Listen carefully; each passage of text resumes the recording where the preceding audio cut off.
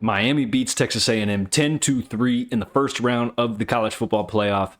Interesting football game. Not the prettiest football game we've ever watched.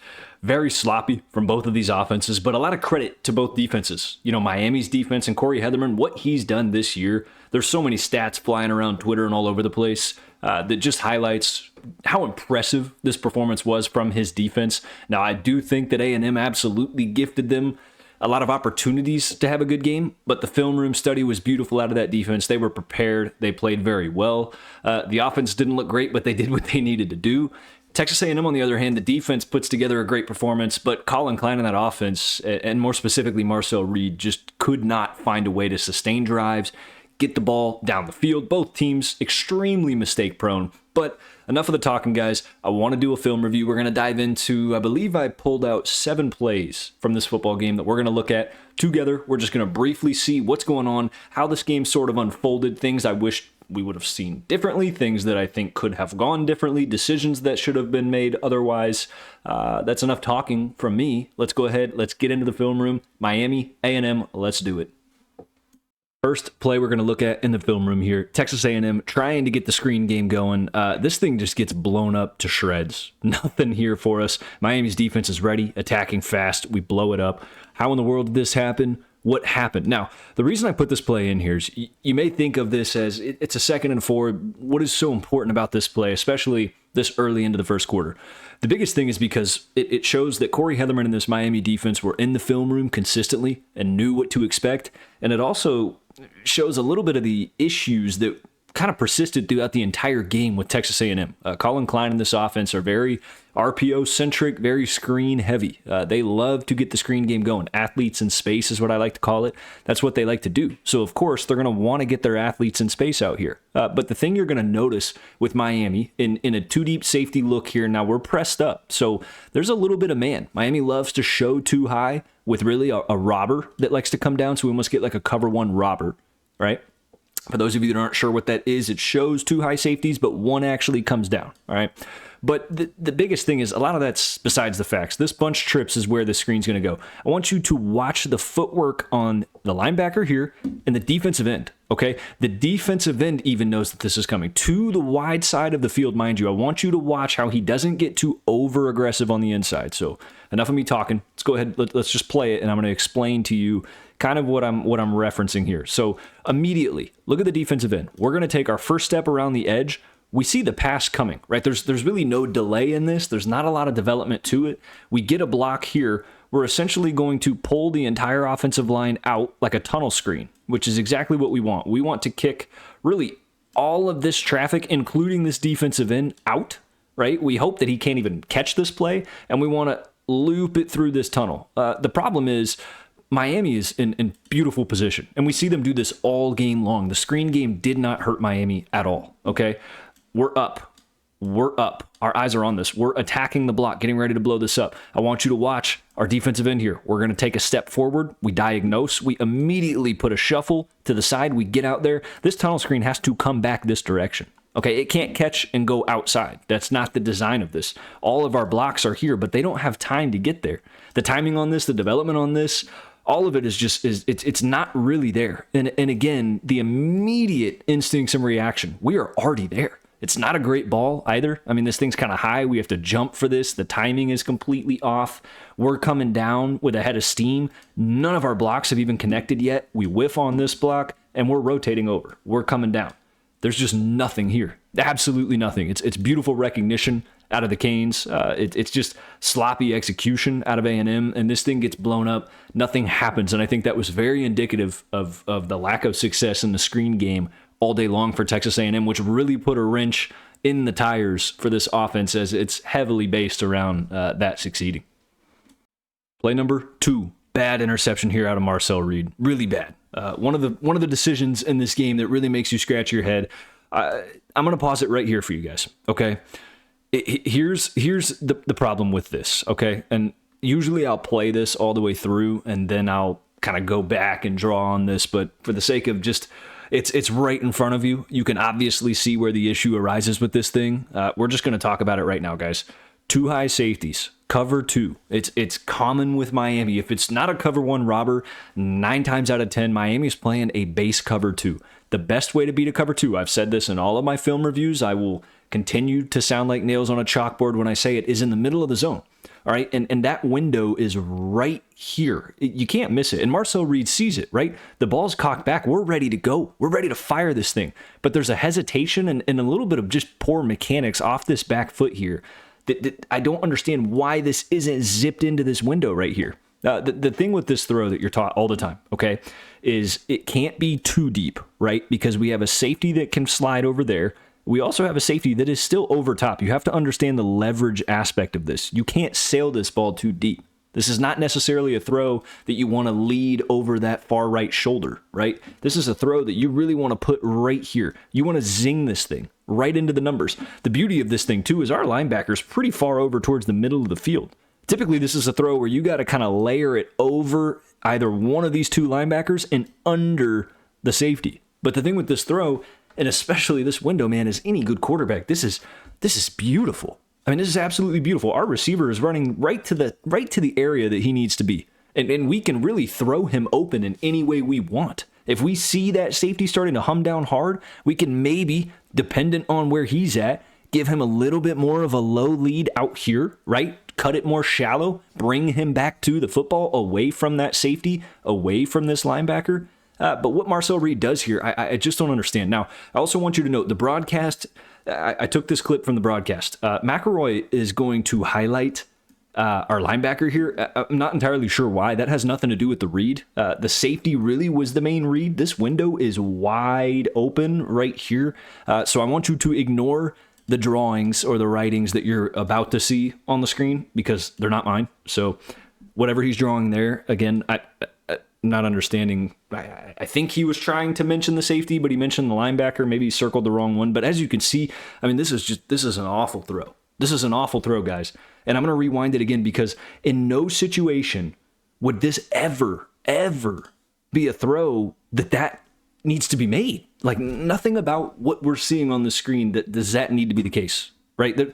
There should not be any situation where this is going up or deeper to the corner. We don't want to run into this route. Like this ball needs to be thrown right in the wide open window that's right there, zipped in. I understand we maybe have something in our face here and our mechanics aren't great. We feel this, but we got to be able to maneuver around the pocket and make this throw at any level at any given time. This has to be made. And instead, we don't. This thing gets floated, intercepted, and just a crushing play. Another faulty play on the A&M offensive side of the football.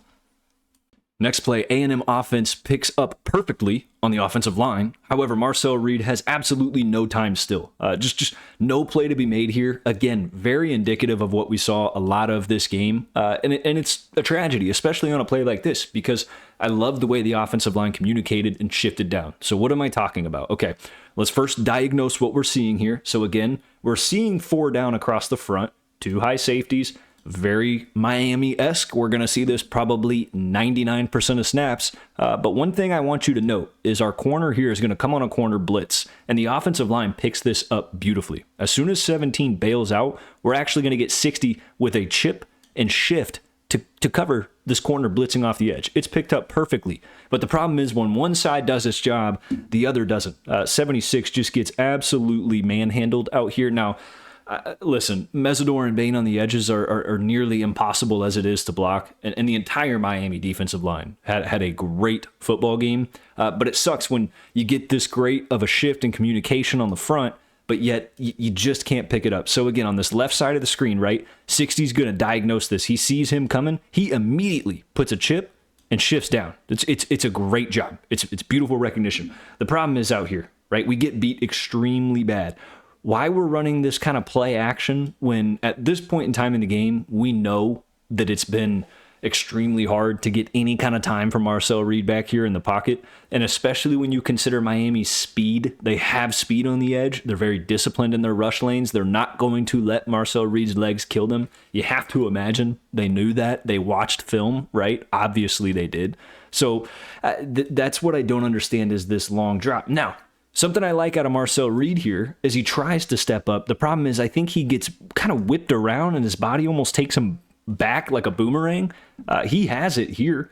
Like, at least in the run game, I'm not indicating any kind of pass situation, but he gets kind of spun back around and boomerangs, back into the backfield further. But again, this safety is far enough deep where here's my throw right here. We can throw him shallow. As soon as his head turns, it's there. But again, the problem is these routes are taking way too long to develop. And we're going to see that over and over and over in this game. The reason I'm telling you that, this is our window. That's where we want the ball to go. But I don't have time. I am trying to step up and stay alive for my life back here in the pocket. Again, you're going to see we kind of get whipped around, right? Again, now what we were just looking at earlier, this throw, this window right here, it's open. It's open. That safety's actually dropped further back at this point. It's there.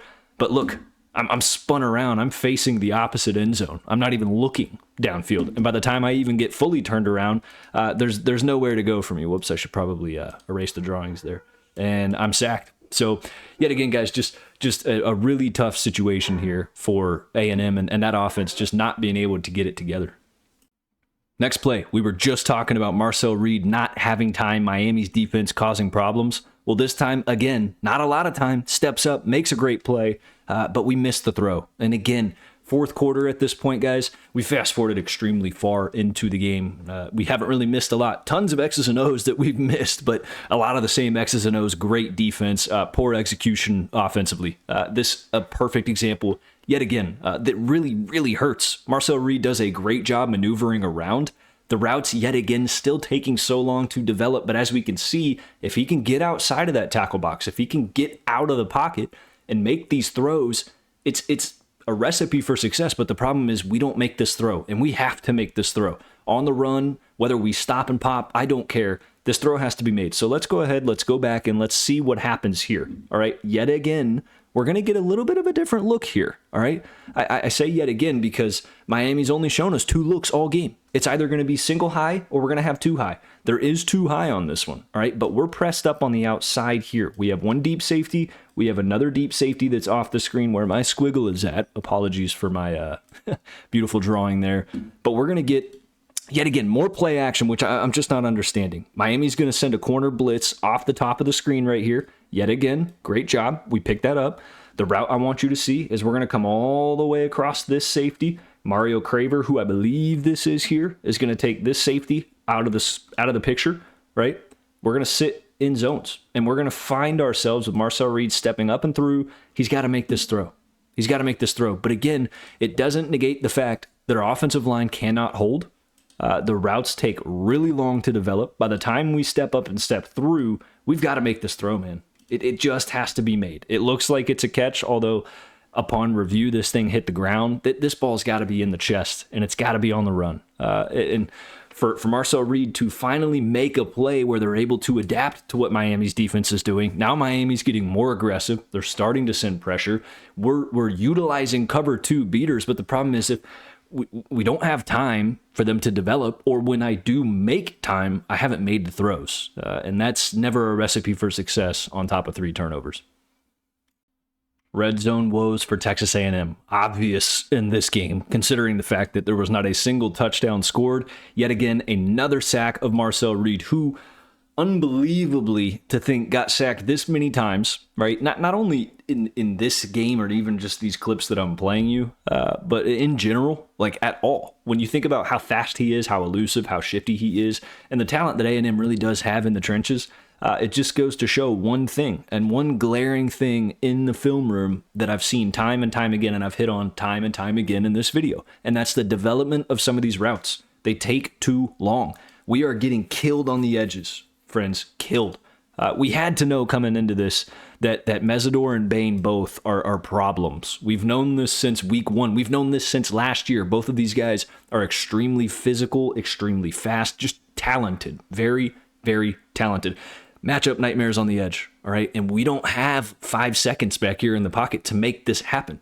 Right, Marcel Reed, look, there is nowhere to throw this ball, and we're already feeling it. Right, number 4 is going to try to slip out here. I wish the check down would have been a little bit more noticed in this game. I don't know if Colin Klein said something to him, like, hey, they're killing us on the edges. At minimum, I'm not going to develop these routes any quicker, but can you at least just look at the check down? I don't know what the conversations are But I love showing this angle because you're going to see from Marcel Reed's perspective, I know a lot of the flack's on him, right? And he's made his mistakes in this game, but nobody's ready for the football. There's nowhere to go with this ball other than a check down, which is more than likely from this short side corner over here covered. 17, our head's not turned. If we look over to this side of the field as this continues to develop, and I will play it, nobody's head is turned. There's nowhere to go with this football. Look at, I understand we have to make timing throws, but there's really no timing to be made. Our only option is the check down that's also not really even in the development of the route yet. His head's not even turned. He's not there. We're getting pressured here. We're getting pressured here. I would have liked to have seen Marcel Reed maybe step up into the pocket here like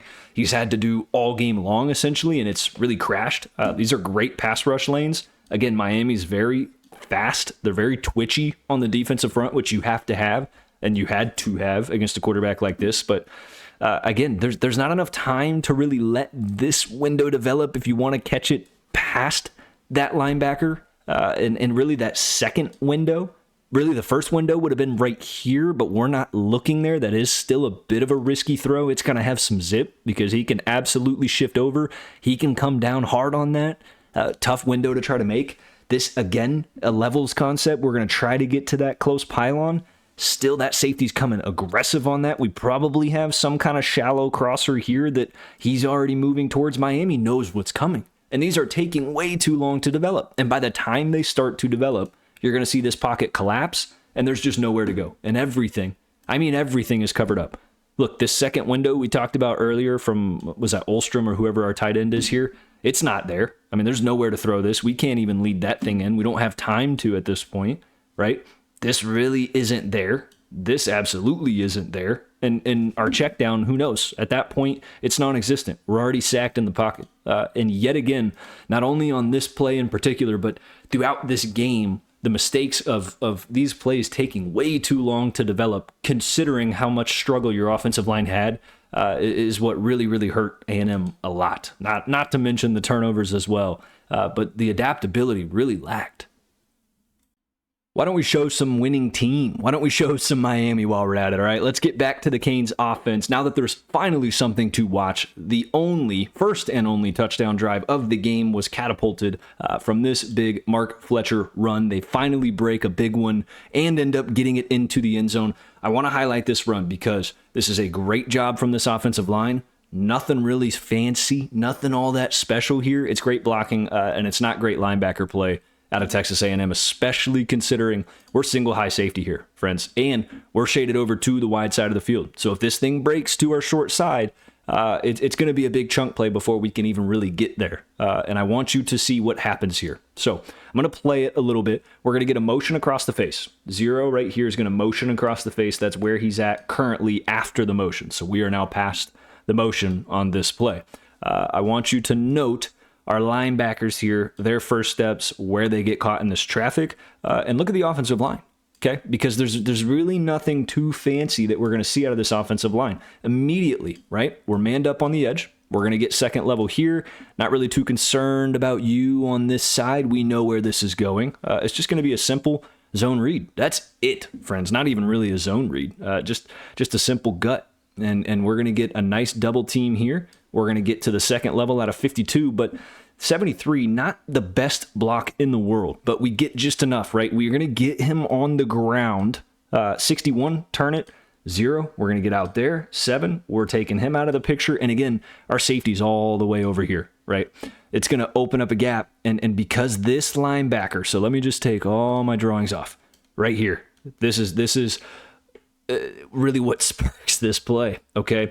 It's a game of inches, and if you're not in the right position, this can really hurt your team. When our splits are already towards the wide side, right? When we're already on the strong side, being that we're the Sam linebacker, when our Will immediately takes his first step towards the wrong A gap, and we leave a gap this wide open on the other side, and Miami's got mono blocking, and our leverage is not very good, and our safety's on the other side of the field, it's a recipe for a big play. And that's exactly what happens here for the Canes. It's a huge play. Okay, we're going to see our linebacker gets way too deep into the mix, creates just a huge traffic jam, right? We're on the ground. We're able to shed this block, but Mark Fletcher's not a guy you're going to be able to tackle from the knees. Our safety's obviously getting over, and we're trying our best to get over, but Mark Fletcher does a great job, size, speed, all of the above. Look at this gap, right? Through it, boom. 7 does a good job putting a body on him. We get a stiff arm right to the face. Huge play, and that, springs open a big one. Last play of the game here for the Aggies. Really just a culmination of what we saw all day long. Marcel Reed intercepted. I'm going to stop it right there because you know what's coming. He underthrows this footballer. Just not a good throw in general, right? We're going to undercut this ball, I should actually say more than anything, and intercept this. But yet again, look at the tackle box. All right, I'm going to make this brief because we've hit on this time and time again in this game. Not really a great drop footwork-wise on this one.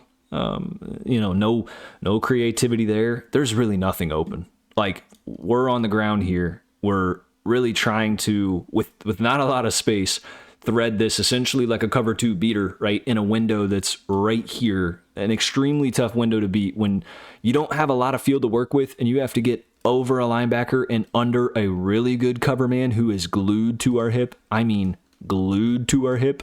It's a very tough throw. And Marcel Reed attempts this throw, but again, the mechanics are just a little bit off. The footwork and the drop from the get-go, not pretty. We kind of sail this thing back behind, and it gets intercepted. But what I would have liked to have seen here, if anything, because nothing else is open, is maybe if we had more time, which we don't yet again, and we hadn't all game really, I would have liked to have seen an entirely different design on this play. But more than that, what I would have liked to have seen here is some kind of a 50-50 ball. Like, give me, even if it's a push-off, give me some kind of separation right off this break. I want this ball out right now. If we can see it, if there's any chance we can turn around and this ball hit us right on the chest, we box him out. I mean, we have a huge size advantage over here. And even if we just took this thing like a 5 and out, I like that a whole lot better than whatever we're trying to thread into a very small window that's we've already proven we can't hit from, a third of the field, right, when we have a wide open window over the middle. But now we're trying to narrow that window down into the end zone with this much pressure on it. It's just not going to happen. But credit to Miami's defense. Again, they get a big stop, and this one, the most important of the game, and Miami wins it. Friends, that's all I got for this video. I appreciate every single one of you for tuning in. If you liked it, leave a like or a thumbs up, whatever you want to call it. Comment, subscribe, all that good stuff. We're getting extremely close to 1,000 subscribers. Would be awesome if we could hit that. I really appreciate all of your guys' support. Cannot wait for the next round of the playoffs. Hopefully some more competitive games. That's no shade on the group of 5, but hoping to get some really good games that we can dive into the film even more. And really just not only enjoy breaking down, but also watching live as we get closer and closer to crowning a national champion. So again, appreciate you guys. Can't wait to see you in the next video. Thank you.